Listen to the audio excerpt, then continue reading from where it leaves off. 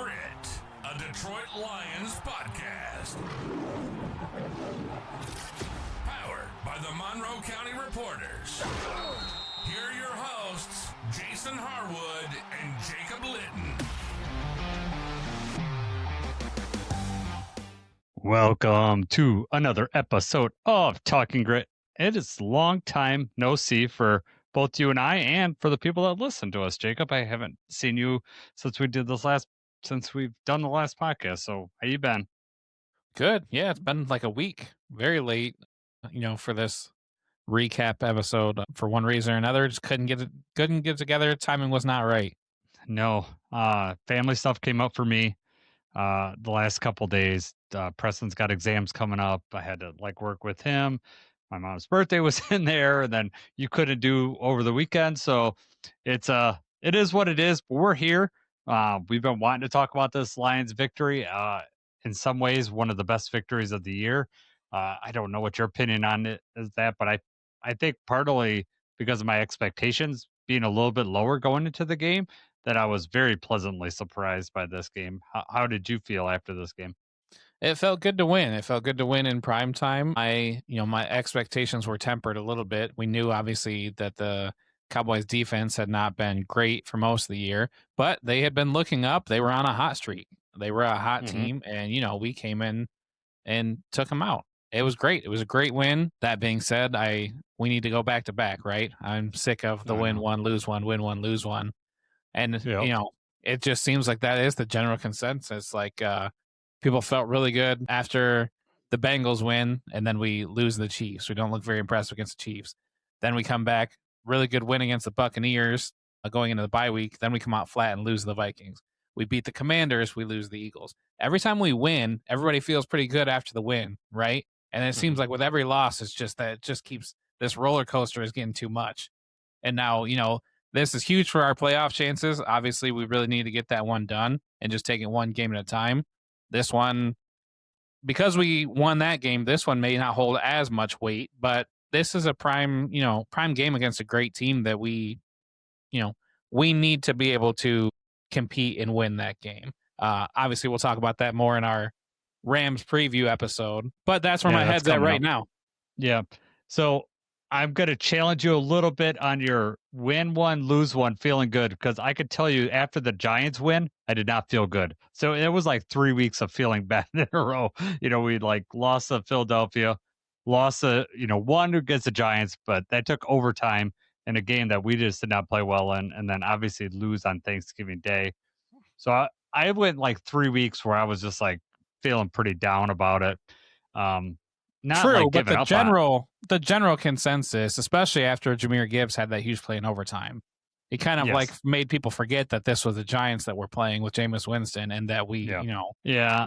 Well, I think you couple all that with the Bears just seemed to not lose, and they kept winning all these last second games, and just putting a little distance in between us. That it didn't leave good vibes for a lot of us.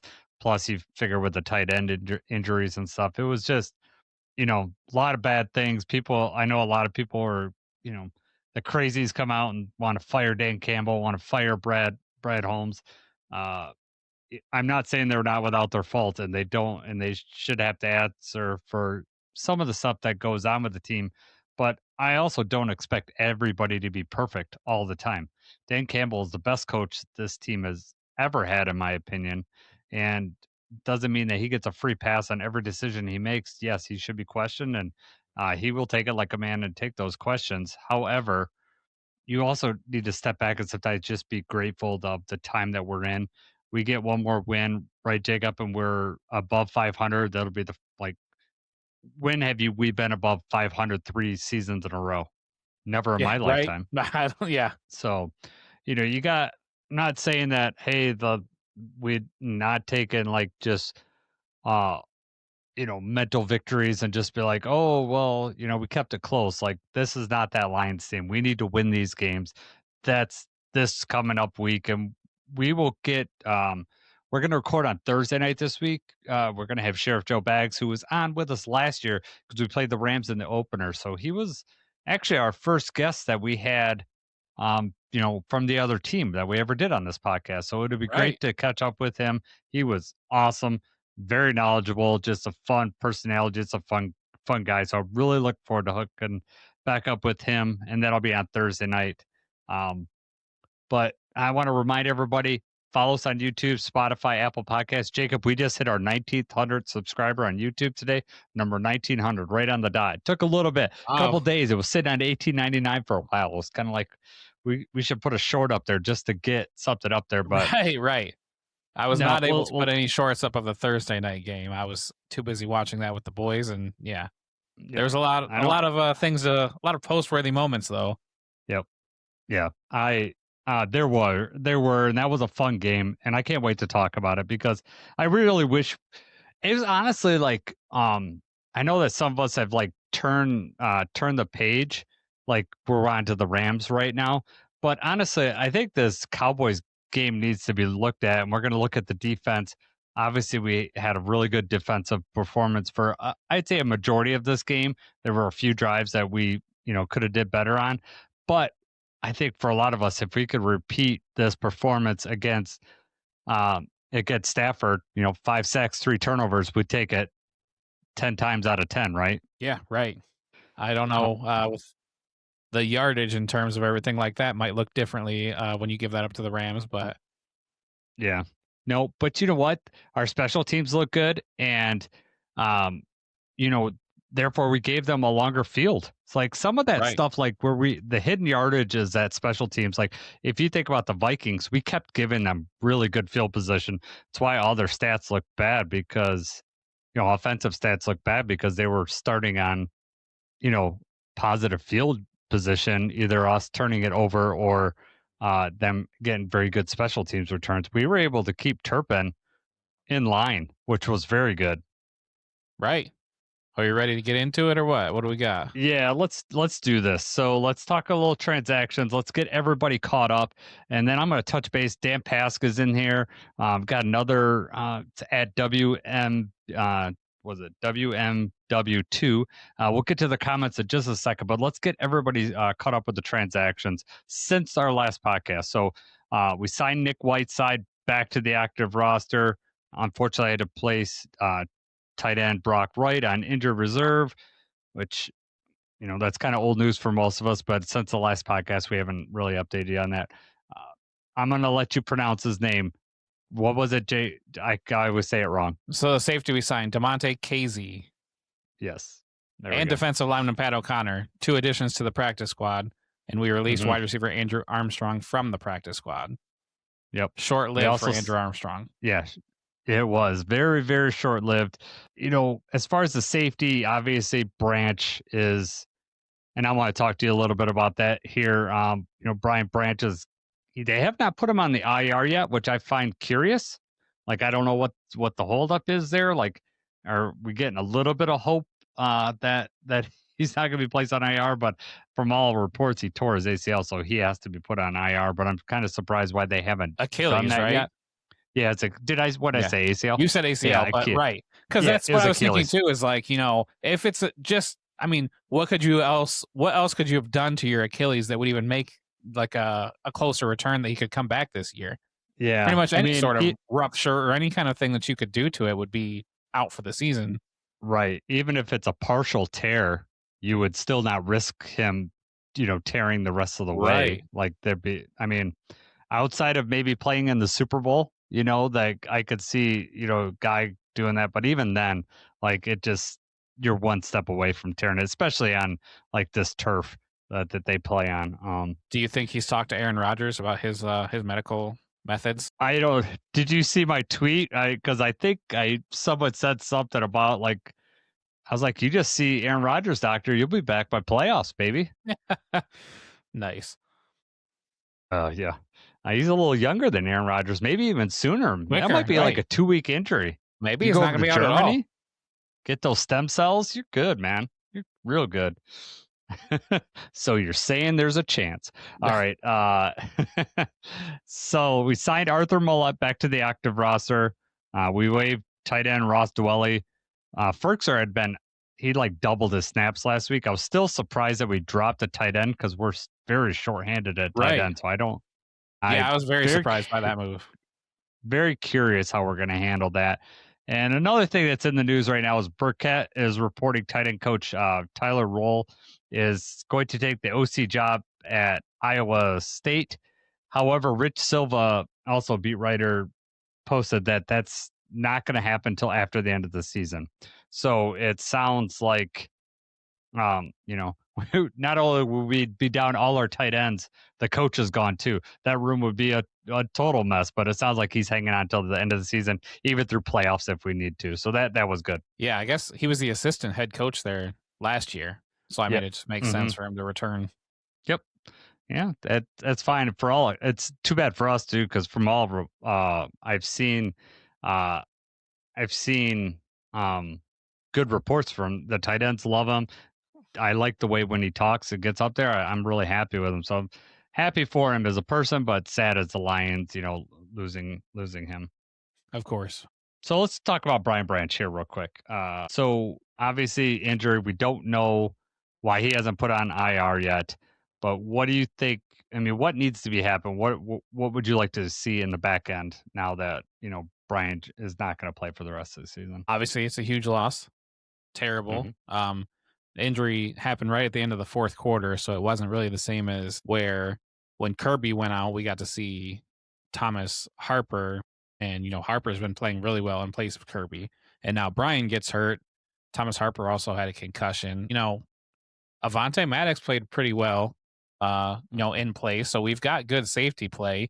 Will DeMonte Casey actually, come out and show enough that he's going to be playing meaningful snaps for us? Maybe. Daniel Thomas is also there, but he, was just too small of a sample size to be able to say what the move is, what we're going to be doing at safety. But I mean, it looks like best case scenario is that Harper is able to play. There's a mix of Harper Maddox out there with Kirby Joseph. Now, if Kirby doesn't play, then you're back to hopefully it's Harper and Maddox. If Harper doesn't play, then you're down to Maddox and Thomas.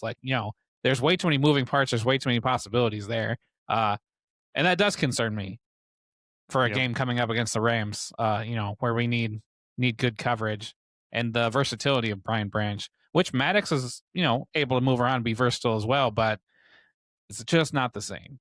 Yeah.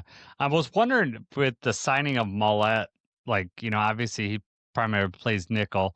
They could push Amik back to the outside, and that would put Rock, I know he did some safety work, so maybe they're thinking Rock is, another option at safety. So that's kind of what I'm thinking is what they're going to do.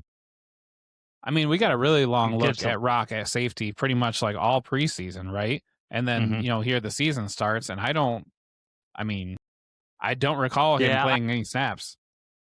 I don't remember either, but at some point, if you say if Thomas Harper's out, ideally Harper's in there in the back end. You got Maddox up in the Brian Branch spot. I feel pretty comfortable with that. It's all about Harper now. If Kirby comes back, then I'm hoping that Harper's back regardless, because then because we don't know how much Kirby's going to hold up in a game, for the full week. Kirby's going to want to play in this game against Stafford. Him and Stafford got a thing. I'd really like for him to play. And then, obviously the week after that, he plays, Aaron Rodgers. So Kirby's definitely going to want to be back for that game. I mean, following social media, it seems like Kirby wants to be back. He wants to be in there every single week. And they, he's just not, I don't know if he's not testing out well, whatever they're trying to make him do, whatever they're working him through, he's just not doing enough. It sucks. Really sucks. And now with the Branch stuff, it just makes it that much more urgent to get him back. I agree. Let's hit on some of these comments before we move over to special teams there, Jacob. Comment from WMW2. Brad and Dan are the best combo the Lions have had. Going to be an interesting offseason to see how they adapt. The Lions are in a new place, and that we haven't really been in before. And I agree with that. We're kind of getting there. It'll be interesting to see how we draft. Are we going to be drafted projects in, the later rounds? Are we going to draft for people that can help us right now? Well, that's been a complaint about, what Brad Holmes' middle of the round strategy. So we'll see how that works out. And then I'm also curious what Dan does at OC during the offseason. That'll be a big topic, right? Right. I don't know. I am slightly concerned, about splitting Dan's time with. I'm confident with him being the play caller. It's a matter of him letting other things go, whether it's a time management during the game or some other responsibility. So Absolutely. We'll see. I mean, it's the way we're going this year. We're riding this out. This is the way it's going to be. Hopefully, we could get some time management stuff down. I thought he managed the end of the half very well last week, but sometimes I've noticed that he'll let too much time slip off before the half. I mean, he is so gung ho about like not giving the other team a chance that sometimes he doesn't conserve enough time for our offense to go and get a field goal. But luckily, this time it worked out for us. Right. Yeah. This time he did. Defense held him to a field goal, and then we were able to sneak down there and get our own field goal to even it out. So you're right. It was good. All right.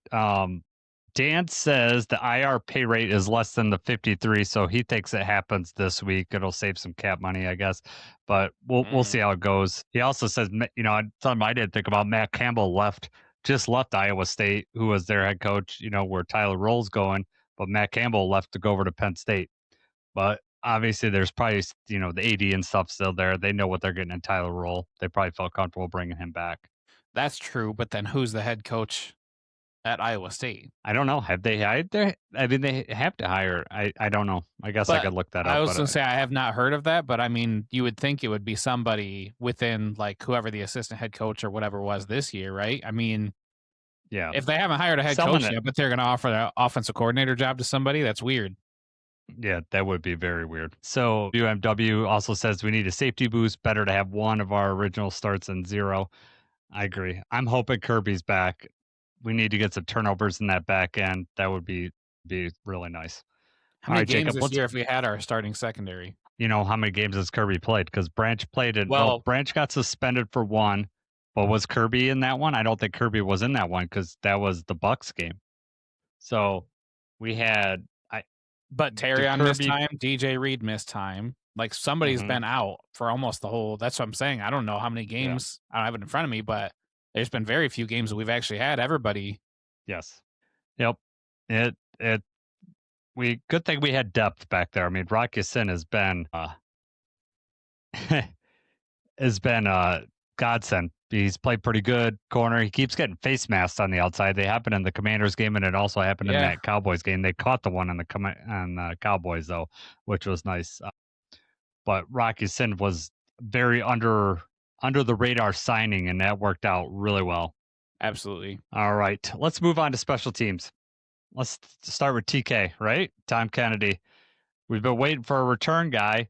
Apparently, he's been on our practice squad all season, and yeah, Tom Kennedy got us in really good field position for this game. Every time he returned it, averaged 40 yards per return. Awesome. Thanks to the turnovers and his returns, the average starting position for this game was the 41-yard line. Crazy. Yeah. It's exactly what we've been talking about. We just need that spark. We need somebody. And I mean, it wasn't necessarily like he was juking or whatever. He kind of was just hitting the hole. But I mean, something about his vision and the burst that he had was awesome. He kind of got smoked by the kicker, I think, on the first one. On the way out of bounds, but that's all right. I'll take it, man. Let Aubrey go in there. Wish he would have threw off his kicking game because he was on fire. See, that's the problem is that Jake Bates saw that, and Jake Bates was like, "I'm going to lay the hammer on a hit too," and that's not how that played out. He got ran over. He did. I don't think Bates was ready for that. When I watched it, like there was another. I don't know who else is back there with him. He just. The crappy thing about that is it all got called back anyways. So like it could have just let him run all the way back for a touchdown. I always think it's interesting, like when there's a flag on that, like, we're all about player safety and stuff like that, but they just let those guys just run full speed down the field and, someone's going to get injured when they could have just whistled that the play's dead. It can't go any further. Now it's irrelevant. It's dumb, but I get it. They might wave off the flag or something after they talk, but for the most part, once they throw that flag, especially on special teams, they're going to say block in the back or some sort of holding. Right.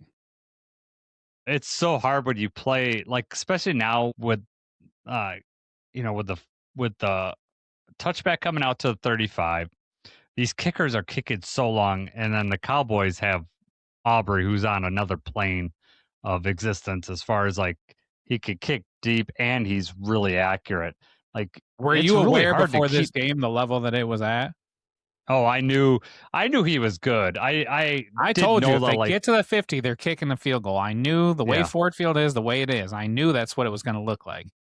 And then obviously he's kicking 60-yarders, 55, 57. Like, I mean, and it was like, every time they got kind of past the 50, fourth and I don't even know, it's like 4th and 3 or 4th and 5. They're like, no, we'll take the 55-yard field goal because it's almost automatic. Ironically, I think the shortest kick is the one that he almost missed. Yes. Like that was super close, and that would have been awesome. Funny how Jake Bates Jake Bates did pretty good except for the one that got blocked, right? And Dan Campbell didn't go for it on 4th and 5. We finally took the points, right, on like a reasonable, and then, and I know in his head, Dan Campbell's like, that's why I go for it, because these are not automatic kicks, and I might as well just, taking it. But he did. I thought Dan Campbell called a really good game as far as like when to punt, like everything that he did. I was really happy, and the half stuff was really good. And right. I mean, Jack Fox only had 2 punts, and we didn't go for it on 4th down at all. So I mean, it wasn't we were taking the points or we were using field position. The one punt was weird. What Jack Fox had it like Turpin's their returner, their punt returner too, right? Yeah. So like he did that like hand signal, and they called it an illegal. Like he threw his hand up, and then he was going to try to return it, but I don't know what he was trying to signal if he wasn't trying to signal like a fair catch there. So this is, which I mean, it's going to come up anyway, but like when that happened is when I knew right from that moment, I was like, we're going to be talking about these refs after the game. And it wasn't even like it was that bad before, but like, so a few plays before this happened was when Jared Goff like threw the ball into the ground, and then they called it a fumble on the field, and like they let it play out. I was like, what the heck are they doing? It was like blatantly obvious. It's the same kind of thing that we get screwed over with though. But then replay assist fixed it pretty quickly. He was like, no, it's incomplete. It was obvious, but I was like, okay, these refs kind of suck. Like, hopefully that's the worst that it's going to be. But then, this weird, like, so he called for the fair catch, right? He raises his hand, but he catches the ball. There's no whistle. He catches it. He doesn't move right away, but there's no whistle. So then he kind of decides like take off. They didn't blow the whistle except for like 3 to 4 seconds after he caught the ball. Right. Well, then it's a flag because he called a fair catch and then tried to return it. So then, lucky for us, they started from their own 5-yard line. But then we get the safety, that that wasn't. Yeah. And then they overturned that, like, But yes, I knew the refs were going to be a problem with that. It's like he called fair catch, he caught the ball. Why don't you blow the whistle dead right away? What are you waiting for? Yeah. Why do you wait for him to start returning it and then you blow the whistle and throw the flag? It was almost like the reaction of the Lions players what drew the whistle, like because the Lions, I don't know who was the first down there, but they were like, he called fair catch. They just totally stopped there instead of just blasting him. Right. That's Turpin's the other second call. That's his second improper fair catch penalty in the last like 3 weeks or something like that. It's the second time really? it happened. Second time it's happened to him, where he's caught the ball and I don't know. He just needs to stop. If you call fair catch, just stop running. But I don't know. I guess alternative. Do you think like he's shading like his eyes, like so he could see the ball or something? Like maybe in Dallas. Yeah, in Dallas with their stadium where all the sun in their face, but not in Ford Field. Yeah, and then while you're talking about it, the offsides that that was like that offsides was very similar to the one with the Steelers and Packers, right? Like Aaron Rodgers thought it was an obvious offsides, threw the ball. Same thing, Jared Goff, that was an offsides. They didn't call it. And then even beyond that, Jameson Williams that was pass interference. Like they grabbed his shoulder pad and like wouldn't allow him to turn. It was just really bad. And it only got worse. I mean, I don't have it right here, but there's a long list of calls that were really bad, that were very questionable. I thought it was funny, like, so when they called it a safety, they show all the replays of this when we tackle Jack Campbell with a great sack. Yeah. We tackle him. It's like, no, it doesn't look like that. It's the same as a touchdown, right? If the ball is across the plane at all, then it's a safety. Almost every angle that they showed looked like, yes, this is a safety. It was called a safety on the field. They took a very long look at it. Then they've got Terry McCauley, the rules analyst, on there. He says, yes, this is a safety. Looks like it's not clear. And then they come back, it's not a safety. And, they're like, wow, I don't really get that at all. And I had made a comment to the boys. I'm like, they're going to have to say something about why that wasn't a safety. And then sure enough, it was like a couple minutes later. Now they have a different camera angle. And then Terry McCauley's like, oh, you know what? This is what they saw in New York. This was the correct call.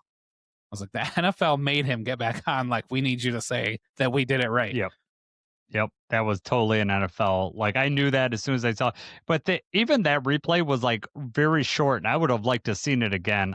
I still think it's a safety. I'm It was like still by a upset about it. hair, Yeah. maybe, but it was not. I don't know. I don't think you could say it was indisputable when he got hit because he got drove back. So I mean, if they Right. called it that on the field, they're supposed to keep the call. Right. Is it like is it like the second that Jack Campbell touches him, or is it like when he's like got him in his grasp? Because that's different too, right? That's I remember Jared Goff. Remember there was a play last year where Jared Goff tried to extend over the end zone, and then he pulled the ball back. And they said when he pulled the ball back, they gave him that we got a safety. That was last season. We had a I play like don't that. That was remember really him pulling weird. it back in that. Yeah, so like he extended the ball, it was out, but then like he was pulling it back And like they towards his called it a body so it safety? wouldn't fumble, and they called it a safety. Yeah, I don't Yeah. remember them. I faintly remember what you're talking about, but I don't remember us that like not going our way. Yeah, it was inconsequential to the game, like the result of the game, but it was I just remember it Right. because it was so Still weird. crap. Yeah, exactly. So I don't know. Every game, it's not just Lions games, man. Every game I'm watching, they're just like you talk about the Ravens game too. I mean, we don't need to get into all that because we're going to talk about the Lions here, but they are really some really, really, really bad calls this year that are just totally inconsistent. Yes. All right, Jacob, let's move on to the defense here. Like I mentioned earlier, 5 sacks, 3 turnovers. AQM, you've been calling for it for weeks. Get him more snaps, and lo and behold, we get in there and he gets 3 sacks in this game. I'm sure you were feeling really good about yourself Yeah, when right. that happened. I mean, he played 46% of the defensive snaps. Hutch still played 94%. So they did dial back a little bit for Hutch. They did give him a breather on a couple of these plays. But yeah, AQM finally out there a significant amount, and he got the job done, right? He got home. As good of a job as Hutch is doing, and I know that people are still like, he had, depending on where you look at it, Hutch had 9 to 10 pressures, but did not get a sack. He was there. He was almost home, but almost just is not good enough all the time. He creating some disruption. Right. But, AQM on the other side of him gets 5 pressures, and he's able to get 3 sacks. And that made a huge difference being able to get those sacks. And some of these were like really clutch plays. Yes. Well, I mean, this has been the difference like between us in the past. We weren't getting turnovers and we weren't getting sacks. So they're like it's really on the defense to stop drives. And if the other team's not making mistakes with penalties, it's really hard to keep them behind the sticks if you're not doing that. And plus then we were letting up huge explosive plays, especially the last 3 weeks. It's been one big play after other. So we gave up some explosives in this game, but however, you could stop drives and keep them to field goals when you're getting sacks. And, obviously the turnover right after the half was massive for this game. I mean, you talk about massive because then we go and score 2 plays later. And that was a big difference between earlier in the year when we were getting turnovers, we weren't scoring. We were going 3 and out. Well, Dan Campbell put the pressure right on him. We were getting that all happened before Dan Campbell took over the play calling. It seems, he put the pressure right on him and we were scoring. It's funny if you noticed, he had the interview. Dan Campbell was interviewing, talking about the turnover, like right before Derek Barnes got the pick, and it was just like I think Abik was the one that got the pick last year. Yeah, okay. No, it was Carlton Davis got the Carlton Davis got the one at CJ Stroud. Yeah, it was the Houston game. He was like, "Yeah, we gotta get a turnover," and then right there, like that was so awesome. I was waiting for an interference flag because this is too good to be true for us to get interception right out the break, but we didn't get. There was no flag. It was great coverage. George Pickens. I don't know if you noticed this, but he asked for a flag on every single play. Like if there was any sort of contact, some of them, like we were not even touching them until after the ball had gotten there, and it was like it's annoying. I hate when they ask for penalties on every single play. It's so annoying. Well, he was not able to get much going on offense, which I mean, really was the reason that they stalled out because CD Lamb. It always sucks when somebody gets hurt, especially when it was like that. He got a concussion. It didn't look good right away. But I mean, the day started off really bad for DJ Reed because they had DJ over CD Lamb for most of the time. Mm-hmm. He covered CD on 13 snaps. He was targeted 5 times, and he had 5 catches for 105 yards. And that's the most yards to a single receiver that DJ Reed has allowed in his career. Yep. But then, obviously, the concussion happened, so then he lines up over Pickens 24 times, and Pickens has 2 catches for 15 yards. And then, with the huge interception to seal the game. So much better later in the game than early for DJ Reed. After CD went out, George Pickens didn't have it this game. He was not much of a threat. It was Flournoy, the other receiver, that seemed to be, creating more of a problem for us. I know. It's like we forgot him, the miscommunication between Amik and BB. However, Amik took responsibility for that. Right. I still not 100% convinced that it was all on Amik on that one. It looked like he was sitting low in the zone. Yes. Like if you look like he passed off and he's expecting BB. BB's looking in the end zone or in the backfield, and the wide receiver's just wide open. That was Right. bad. That was the worst drive. So that was a fourth quarter drive, 4 plays, 70 yards. They start with a 12-yard run, 11-yard run, give up a 5-yard pass and a 42-yard pass to Flournoy. And that was like, okay, I started to get a little worried because that's not what was happening in the first half of the game. And that brought the score to 30-27. So it got them within a field goal at that point. And it was a bang bang drive, and that's why I don't like 4 plays, 70 yards. That sucks. Right. Yeah, that was huge. And we needed the offense to answer, and they did. So Yep. We'll get to the offense here in a second. I do have a question for you. So, we haven't got pressure in a while. Shep finally got pressure. But I gotta be honest with you, in social media land, and maybe I'm just not seeing it. If AG would have been through this streak, people would have wanted him fired. I didn't see a lot of Shep hate. Did you see a lot of that, or did you hear any of that, or did you have any thoughts about the whole Shepard and not getting pressure, or just in general, I'm like in just the saying- weeks leading up to this game or this yeah, season? the weeks leading up, like I didn't see as much hate as my thoughts, if AG is, in charge like this year, like say he didn't get the Jets and he's still in charge of the defense, there'd be people calling for his head. They would have not liked that, but I did not see people calling for Shep's head. So I was wondering what your thoughts on that were. True. I mean, maybe they've got, just a certain sort of rookie, like it's his first year. Maybe he's got a little bit of wiggle room versus AG had been here for a little bit and people were already kind of growing tired. But Shep's had a pretty good season, for what we've been dealt with as well. And I mean, coached a good game against the Buccaneers. The Vikings, he really didn't give up too much. The Commanders, it's been these chunk plays and these third downs and different things that have been kind of killing us. But yeah, you're right. We give up a ton of yards to the Giants. We lose to the Packers. We needed to answer.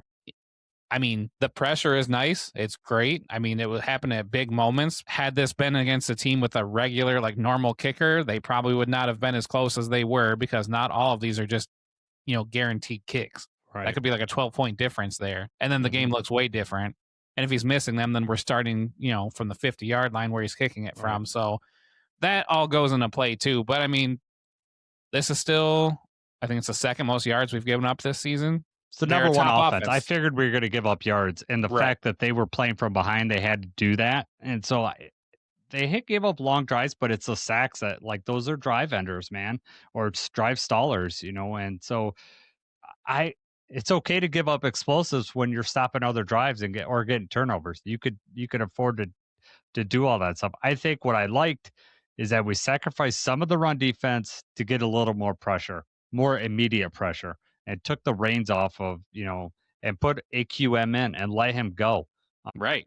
It was, I was waiting, like the way that game started was James Houston got a sack for the Cowboys, and I was like, oh my God, I'm going to hear about it. Like, we're going to hear that we got rid of James Houston, and now he leads the Cowboys in sack. But I don't know if you noticed this, the one, like it was like the second drive, Gibbs had a huge screen pass out in the flat, and it was James Houston did not lock him down on the edge, just blew right by Gibbs. and then get, so like it was like the stuff that we would see in Detroit where, Houston's very good at rushing the passer, but he's not very good at everything else. And, Lions just don't like players like that. But, Houston beat Sewell for a sack, and I was like, oh my God, this is just looks terrible when we're not getting pressure, and, a Castaway's getting sacks on Penei Sewell.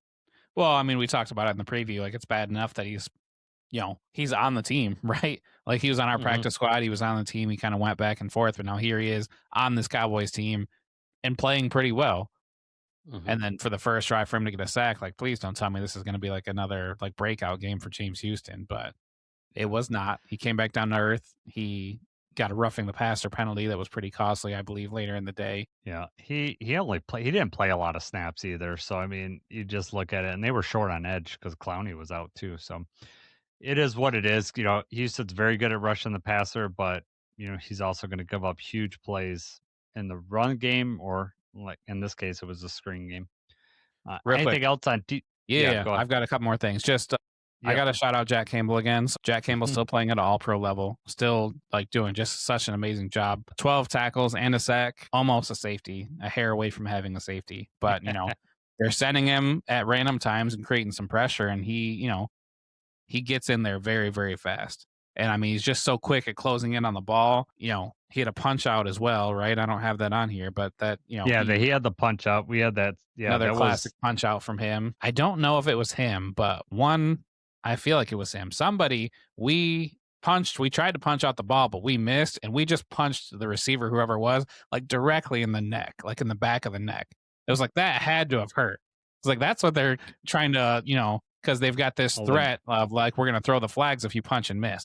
Just like a direct shot to this guy's neck. I don't know if it was Jack. It might have been Amik, because if it was Jack, he might actually hurt somebody really bad. But another great game from Jack Campbell. One other thing I want to talk to you about, I know the refs, but I mean, Anzalone got away with a hold or a defensive pass interference, right? I mean, whatever you want to call it, a hold, a defensive pass interference, or whatever, he got away with one. Them like throwing the flag, them picking up the flag would have been horrible. That would have been like almost the worst thing that could have happened. But then instead, they keep the flag and say, actually, it's on the offense. That's the worst, and that's kind of what obviously the Cowboys fans have kind of stuck on, because that was a huge moment where they could have got the ball right there at the one or got closer. And then instead they call it on the offense, which when you slow down and super slow-mo, you can kind of see maybe he's grabbing on to Anzalone a little bit, but that's so incidental, and there's just no way they saw that live, and that's what they're going with. So, I mean, what are your thoughts there? Like, do you think that was a good call? Do you think they got screwed? Do you think this is payback for, the playoffs? I don't know. If you look at Alex, there was a funny Twitter exchange on Alex Anzalone. So Alex Anzalone tweets about that play. And then some guy under the comments, like the first comment I saw was, I don't know what game you're watching, bro, but the it was like, bro, he is the player, you idiot. And it was just so, I laughed so hard about that. It was just so funny. I think the Lions got away with one there, although Alex Anzalone just swears he was pulled because he's like, my body doesn't turn that way. However, I think the perception is that flag was thrown, like everyone just assumes defensive pass interference, right? So then when they flip it and call on the offense, we decline the penalty. So, I mean, you could say either, so the flag on them didn't matter. Only mattered is if you thought it was defensive pass interference. Like that'd be the only case, because we declined the penalty, but they end up kicking the field goal, right, to get within one score. So, because at that point it was 10 points, so they got within one score. Right. Yeah, I don't know. I didn't think it was egregious pass interference, defensive pass interference, though, either. I mean, they could have called that, but I didn't think it was like did you think it was that bad? Did you think Alex should have been called? It looked like, well, I mean, obviously because the flag was thrown when you're looking at that play, if you don't know what the outcome was and you're like, this is a penalty, who is this on, what is the call? Then, I mean, I think you would either have called PI or holding on Anzalone, but you could have just, if they didn't throw the flag, you could have just said, well, they're just kind of hand fighting. They're letting them play. But definitely for the result to be offensive pass interference is just wild to me. But it is what it is. It was interesting that we declined it though. right? So we declined the penalty. It would have made it 3rd and 13. And said we declined, it's going to be 4th and 3. Yep. And then, the Cowboys still, like I said, they will take these points. They'll take the kick, most of the time. And they did here to get within the touchdown. But were you surprised that they just decided to take the points there? And do you think Dan Campbell knew like they were going to take these points and that's why we're not going to? I think that's why he did it. I think that's why he declined. Because I think either way, like he thought, okay, if they go for it on 4th and 3, then, we can end the game right here. So, like, I think at some point, like, he's thinking, because I don't like giving them another chance. I know that CD's out by this point, but Florida is still kicking our butt, like, deep. And you still got Pickens. I know Pickens didn't have a great game, but you still got to worry about that. True, and right. That's a very high, potent offense. So I think I'm with Dan. I probably would have declined it either way. If they go for it and they don't get it, then we can end the game right there. If they do the field goal, okay. But if they go and score a touchdown, even then we're still up. We're not giving up the lead. Now, if it's a 1-score game, like we're up by 7, I probably take the penalty there because they're probably going to go for it. Can't remember how much time is left in the game at that point, but I think it's 350, like 350. So he's probably going for it, right? Like if you're down by 7 there, I think you probably go for it as opposed to down by 2 scores. You're just hoping to get within 1. You're hoping your defense gets a stop, and obviously they didn't. So, right, they did not. 42-yard kick return by Tom Kennedy, 37-yard catch by Amon Ra, and then another run. It was another thing though. It was like, man, we almost scored too quick. Now they still get the 2-minute warning and everything. Yeah, let's move on to the offense because we've been talking for a while here. So like that, I'll just because of what you said, that's a good segue. When I looked at the drive summaries, this was like a lot of like I know we would have some long drives, but there was a lot of drives the last couple seasons where it's like 4 plays, 2 minutes, and we're scoring, and that's how this game went. And I was really surprised that we were able to be able to have that way with Cowboys defense. Have been playing a lot better, and we were just having our way with it. A lot of success. We were not very successful in the run game. However, Dave Montgomery had that long run, and Jameer, in the second half, he was getting some, 10-yard runs for touchdowns. So we had enough success to keep them honest. But I thought Jared Goff and the protection was really good for a vast majority of that game. Absolutely. It made a huge difference. Him having time, I think the play calling and everything worked out. It was just a solid offensive game for sure. Mm-hmm. What did you think? Real quick, just want to start with this, just because this is while we're talking about the line holding up and everything. So, Miles Frazier, we see Miles Frazier and Tristan Colon. So kind of similar, like Sonic and Knuckles taking turns, handling the rock. You've got Colon and Frazier splitting time at left guard. First, like, what are your thoughts? I don't recall ever seeing something like this where they take turns on these different drives like that. I like the continuity, and it seems like they work better as a unit when they are all, like you get the same group of guys and get them working well together. But they shuffle those 2 guys out. So, like, overall, what are your thoughts about that? So my first inclination is that Cologne is serviceable, but they want something more. And so they're like, they're going to put in Miles Frazier. He must be showing enough in practice that they felt comfortable that he could hold his own, because they're not going to put him in there. This is a must-win game. It's not like we have time to mess around here. So my feeling is that, and also Cologne let up a lot of pressures earlier in that game. He seemed to play a little bit better later on. Maybe them pulling him for Frazier lit a little fire under Cologne and said, because I was shocked when I saw Frazier in there. I was like, well, that's weird that, he's only been practicing for like 3-4 weeks. He didn't even get training camp. So it's like, I don't even like, I was shocked. You had to be shocked. I'm assuming. Oh yeah. I mean, I noticed when he was out there right away, but then my first thought was Cologne got hurt. And I was like, well, here you go. It's time to show what you have now. Like, I didn't think he was it's a tall task to be like, hey, rookie, I know you've hardly practiced and everything like that. We're trying to get you up to speed. We need you to go guard Quinnen Williams, though. Yeah. Keep our quarterback safe. We need to run. Here's Quinnen Williams, Kenny Clark, Odigizua, like all very, very good defensive linemen. Mm-hmm. And, Frazier, for the most part, held his own. He did have a couple of false start penalties. I know he gave up a pressure or two, but I didn't think it was a bad game. And it seems like he did show enough where he, possibly maybe getting another look here. But Cologne, I didn't really notice much early on from him. I noticed when he was out of the game when Frazier was there. Because that was when Gibbs, when we had that run from the 1 yard line, they ran it right behind Frazier, and he had a good block. But at the very end, that 13-yard run from Gibbs for the touchdown, Cologne pulled and had a one-on-one block and set up that block for the touchdown. So, maybe it's not a bad thing that they're keeping some fresh legs, rotating them in and out. Yeah, I think it's promising in one angle that they're giving Frazier a look. That means that he's shown enough that they trust him in this position. However, it's a shame that we have to. You would hope that Cologne would be able to step in there, but obviously, Awasiko's out. We're on third guard, right? So it's right. What can you expect from these guys? But that being said, outside of the 2 false starts by Frazier, and then Ratledge had a false start too. That those we got to get that cleaned up. However, Goff had plenty of time to make plays. And I wanted to ask you, the first play went to Amon-Ra.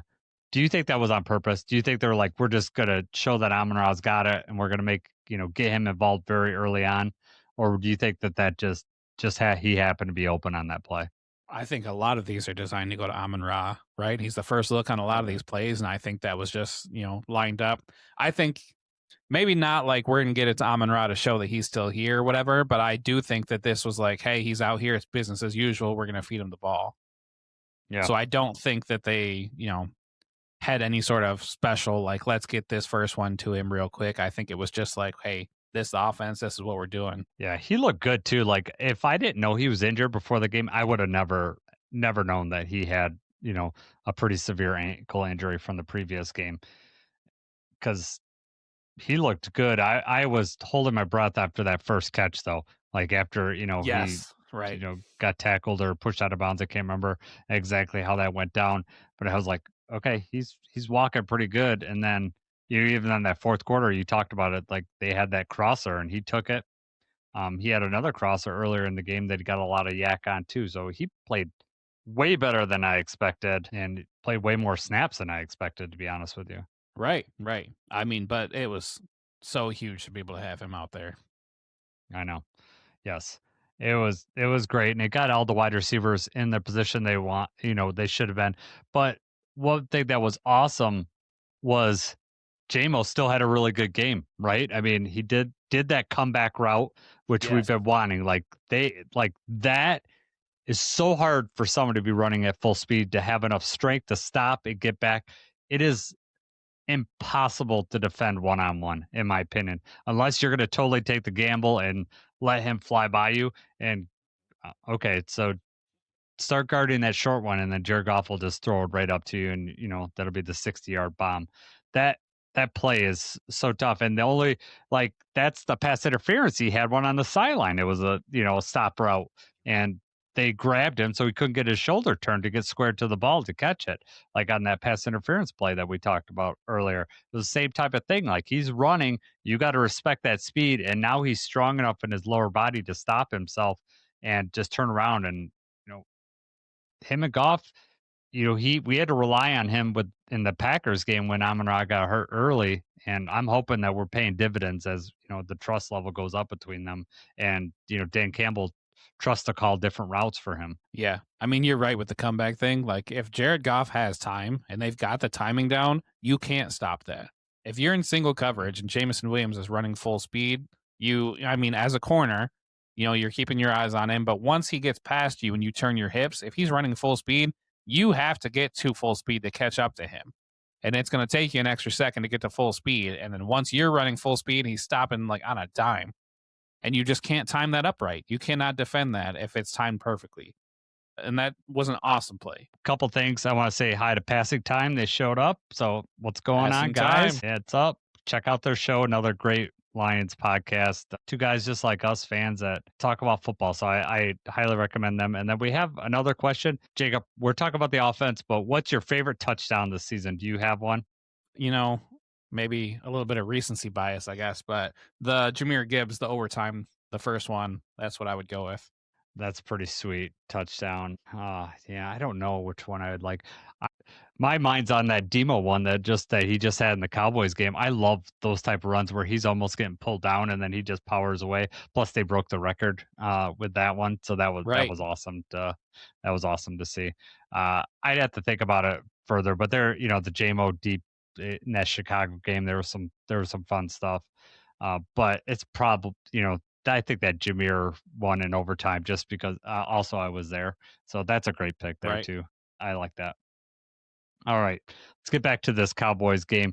Uh we think that it reminded me of offenses past is that we talked about the Frazier had the false start. There was also a hold. So we started a drive on 1st and 25. That's when we did the JMO comeback route. That was on 2nd down. So 1st and 25.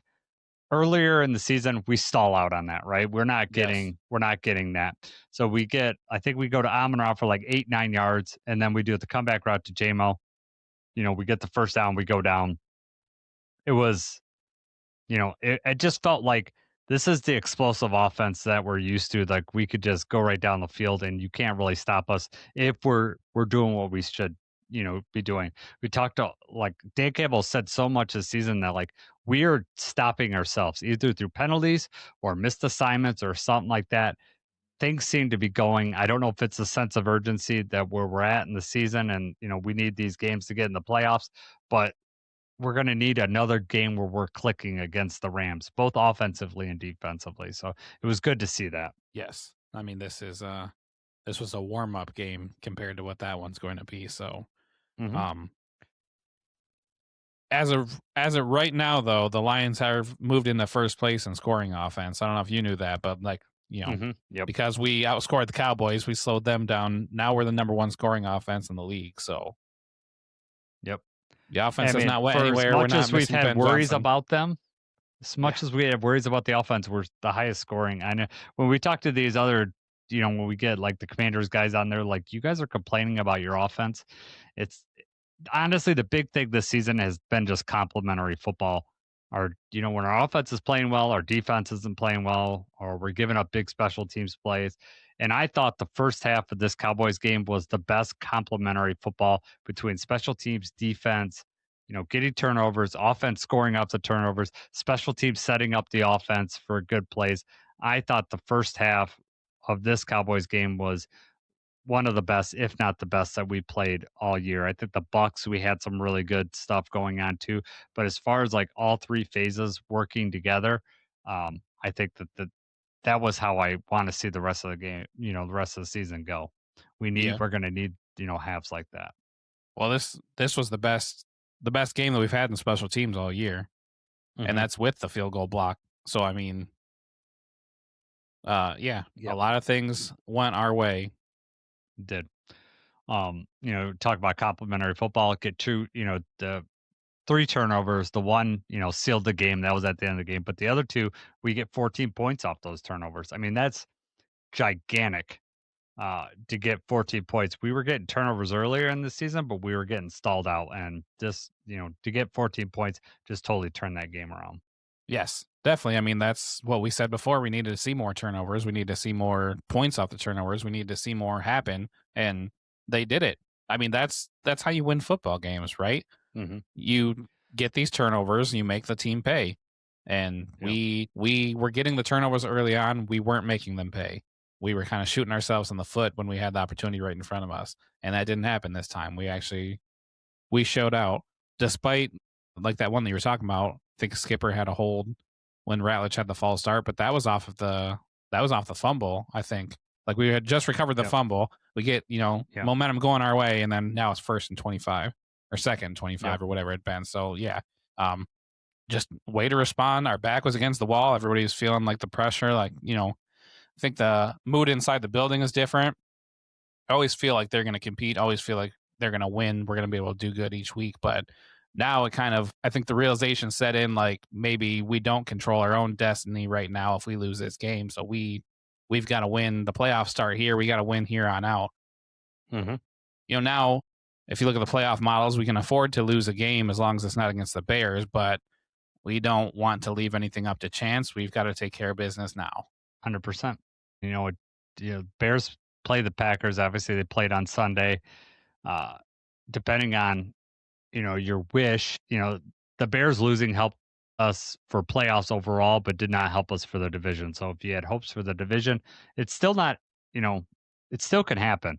Bears play the Packers again. They could lose there, and then the Packers could lose another game. And I think we might be all right, but we have to go undefeated the rest of the way, which that's not going to be an easy thing to do. So We take care of I just want business, and they lose. We need to root against them every time. Yeah, I just want to get into the playoffs at this point, and then we can let the cards go. Because if we're playing hot, like to get to playoffs, like you said, we're basically going to have, we go 4-1 to end the season, and I'll be happy with that. Like I would feel really good going into the playoffs like that, and especially you're going to have to beat Minnesota and Chicago on the road. And Minnesota, I don't know, JJ McCarthy, I don't know what JJ McCarthy we're going to get. They scored 31 points last weekend, but if we could get the JJ McCarthy everyone calls the worst quarterback in the league, I'll be okay with that. Yeah, right. I don't know where that's coming from, but we need to see it. We need to make him look that bad. Exactly. Can't be letting him, rush for touchdowns against us. No. Well, we just need to, we need to manage to get some turnovers from them, and we also just need to stop with special teams. We shot ourselves in the foot that game. Dan Campbell won't let that happen. We'll get that figured out. Dan Campbell wasn't calling plays on that. So, right. Is there anything else on? Yeah, real quick before we move on, just a yeah. couple, not necessarily just about this game, but the bodies of work that we have. So Jameer Gibbs reached 47 career touchdowns, which ties Barry Sanders for the most touchdowns scored in NFL history through 3 career seasons, which also ties Barry Sanders for most touchdowns scored before the age of 24 in NFL history. So everyone that doubted the Jameer Gibbs pick or didn't understand it when it happened, you have officially been silenced. You would think he's probably going to hopefully score a few more touchdowns before the season's over and, break that record. David Montgomery played limited snaps, but he had 6 carries for 60 yards and a touchdown. He had that huge breakaway one. So, I mean, that was not a bad game for him. I think he only played like 18 or 19 snaps. But, so they both scored a touchdown in the same game. That was the 15th, which I know you already mentioned, the most games in which each member of a running back duo has produced a touchdown. Just more accolades, more awesome things about the Lions. Amon Ra, sure you saw most of this stuff, but for anyone that didn't, Amon Ra established a new record for most receptions through 5 seasons in NFL history. So the previous record belonged to Michael Thomas, who had 510 receptions through 5 seasons. Amon Ra now has 511, and he still gets a few more games, to add on a few more receptions to that record. And the last thing I have, Amon Ra and Jamo are actually Detroit's first set of teammates to log 800 receiving yards and 6 touchdowns through 13 games of a season. Detroit's first set of teammates since 1995. Do you know who did it in 95? Perriman and Moore, right? There you go. Herman Moore and Brett Perriman. Believe me, I remember that offense. That was dynamite. You had Barry back. Oh my God. That was a fun time. We couldn't stop anybody, but man, it was fun to. This is a fun time, right? Now we're stopping people. I know it is. Yeah. I know this has been an up and down roller coaster season. I was actually chatting with Jeremy Reisman about that. Like he's been a true roller coaster season of emotions for all of us, I think. But this is the time where I'm going to change. The title of this one is Change the Narrative. This is the time that we're going to change the narrative on this season. We're not going to end the season. We're not going to be out of the playoffs like the Chiefs. We are going to, excel. And this is what we got to do. If we go into the playoffs with a 4-0, the end of the season at 4-1 or 5-0, I mean, no one's going to want to face us in the playoffs. We are going to be set. And I'm confident going in. This will go a long ways now. I hope that we make this game competitive. I hope that we win. And I think that we have a very good chance at winning versus the Rams. And we'll talk about this in our preview podcast. But, Stafford obviously scares me. He's just playing at an MVP type level this season. But I think the Lions defense matches up well with what the Rams want to do. So hopefully we could take advantage of that. Right. Hey, we're going to find out. Yep. So we'll record that Thursday night into Friday. But before that, before we leave here, let's talk about our roar alert. Both of us hit on this one, I would say. I had Jamison Williams led the Lions with receiving yards, 96 yards, 7 catches, had some really key catches to get first downs that comeback route we talked about. That was super awesome. And you had Jared Goff, 25 for 34, 309, 1 TD. The only miss that I would say that I wish we had back was that Tesla throw right before the half. Like, I Yes. really wish that would have been an awesome touchdown. God, that couple that with us getting a touchdown at the, get the interception, get a touchdown. Oh my Right. God. Oh, it would have been That'd have been over with there. killer. Right. But 300 plus yards, only the one touchdown, but I mean, you let Gibbs do most of the work. Yeah. exactly. Someone's got to hand off to him. But no, Jared Goff he was on point. He had time, making great decisions. We got 3 turnovers for them. He did not turn the ball over. He was on point, and I would have liked, like, I for sure that where he threw to Tesla, like, he threw it like on the outside there. He knew that he couldn't afford to take a sack. Like, that would have put him out of field goal range, and I think that's why he rushed that throw. Because after I watched it back a couple times, I was like, he had time. He could have thrown that one, but I feel like he was like, I know I can't take a sack here. I gotta get rid of the ball, and we'll take our 3 points, which, it's fine. That's a decision he make, but I really would have loved to see Tesla get that touchdown. He was wide open because the cornerback fell. Yeah. Dan says, thanks, guys. I'm glad to be able to catch you live. Been busy. All the best and go Lions. Dan, thanks for chatting with us today.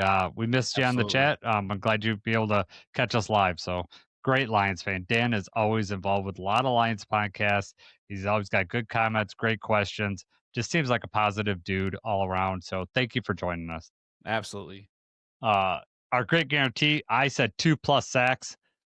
Man, I should have went out and went 4+ sacks, right? We got 5, but I'll take, I'll take my win.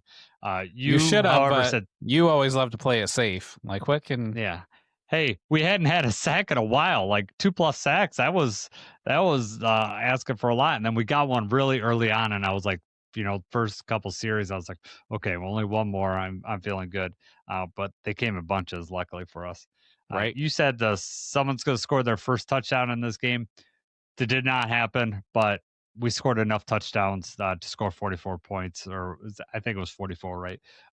So that, Yeah. Early, like Ross Dwelly caught the ball. I think like the first drive. Ferkser, had a catch as well. I was like, they might catch them in the end zone here. And then, Derek Barnes had the interception. I was like, go, man, go all the way. I thought for sure he was going to score when he caught that. I didn't, like, he said that he was cramping up or something, because like I was like, who else is back there? Like, he should be able to score. He did not look like he'll be taking over for a tight end for You us. get stiff armed by Jameis Winston and hit the ground, and then you get tackled by Dak Prescott. Yeah. That's okay though. I'm all right with that. No. Great guarantee failing. Hey, we scored 2 plays later, so it's all good. Got anything else? Any final thoughts, Jacob? I don't, man. We're moving on. Good win, but we've got to bring it against LA. I know. It's a big one. It's huge. 4:25 on Sunday, so it's be waiting a little bit longer. Kind of surprised it didn't at some point move this ahead, but maybe the Lions weren't winning enough at that point to move this to a Sunday night game. And then but it's all good. I'll be looking forward to it. Yeah, like I said, we'll be back on Friday morning. We'll release a podcast with Sheriff Joe Baggs. So we'll go through the Rams. That's going to be a fun matchup. There's a lot of good. Rams are a very good, talented team, but how great would it be to win against them? Like, Oh yeah, it would change this. Like, oh my God, it would just change. Good again for Jared Goff. Good for the season. Like, I mean, regardless, it goes a long way with the win here. But I mean, this could not be the only time we play the Rams this year, right? So yeah. How I'm sure that there's going to be plenty of Lions fans out there. Maybe more if we would have been winning. Like, our record would have been a little bit better. I don't know, but I still, LA, it's almost every one of their games is like a road game out there. And with the way Lions fans travel, we could, it could have an impact on this game.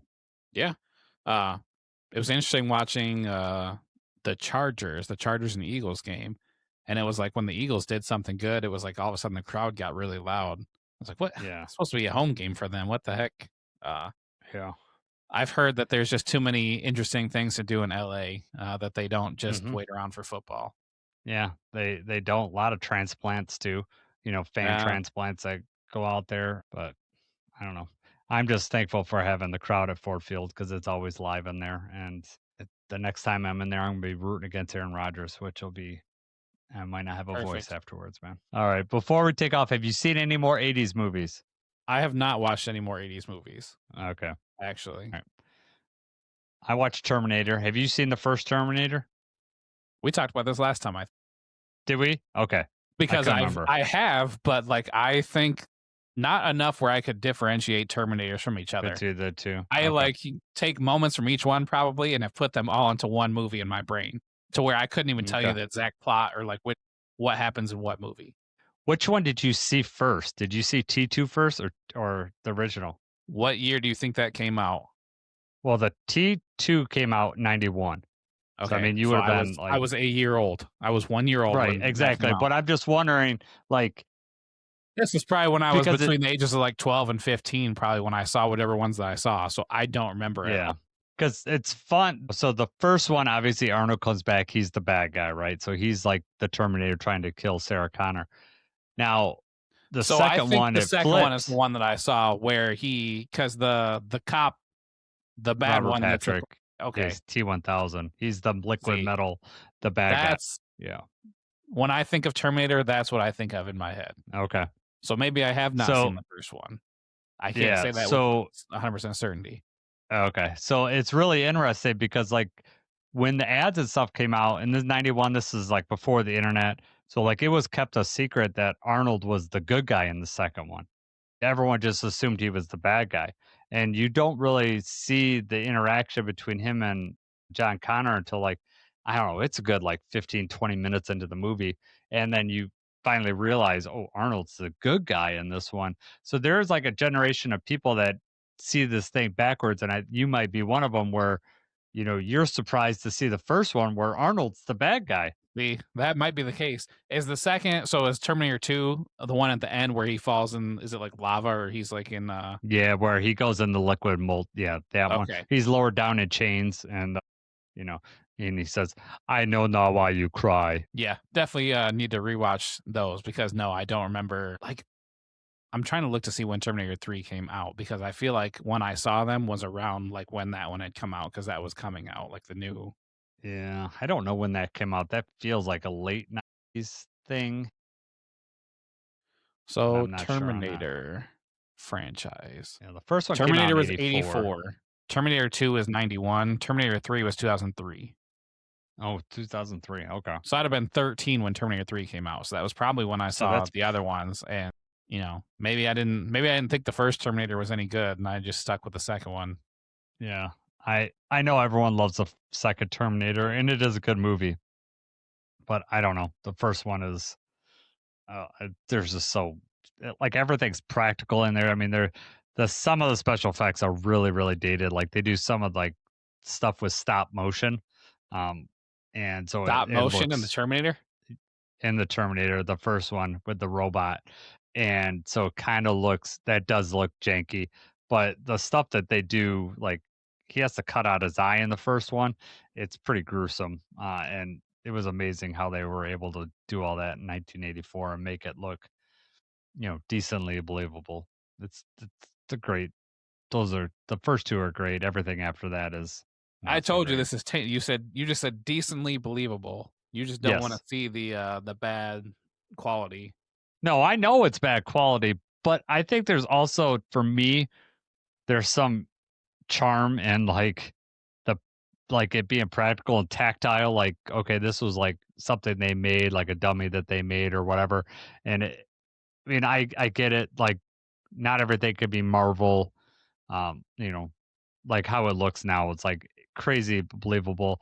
But I also look at like their stuff even in the Matrix, like especially the second one where he's fighting like 1,000 of those Smiths, and it all just looks like really bad CGI. It takes you right out of the movie just as much as I think bad makeup job in the early '80s could try to take you out of a movie. Now I'm used to that, so like for you and my boys, I you didn't grow up in the '80s, so like there's no nostalgia factor. You don't have any concept with like that's how movies were back then.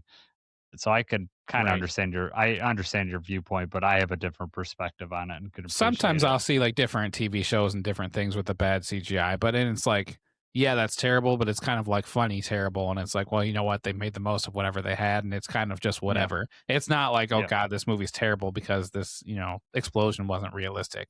No, it's Right. kind of more on the funny side when maybe it's not funny, but that is what it is. I just told you I always go back to my Batman thing, like trying to watch Batman, realizing what a terrible movie it was. And then it's like, Which man, one? Batman, Batman and Robin? Batman and The Robin. one with Arnold Schwarzenegger, right? Yes. Yeah. Right. Now, if you When's the last time you saw that? I don't know. That one's X'd out of my mind, man. I don't even know when I last time I saw that. I don't know how old you were when that one came out, but you were probably old enough that right when you watched it, you were like, God, this is awful.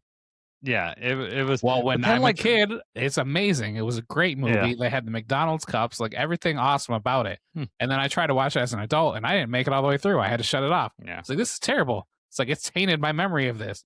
Now, I know that like you probably grew up, Dark Knight's probably, Christian Bale's probably your Batman, I'm assuming. Right. Like that's But, when you think of Batman. I was older when that came out, but the thing was, there wasn't one Batman for multiple things like that, right?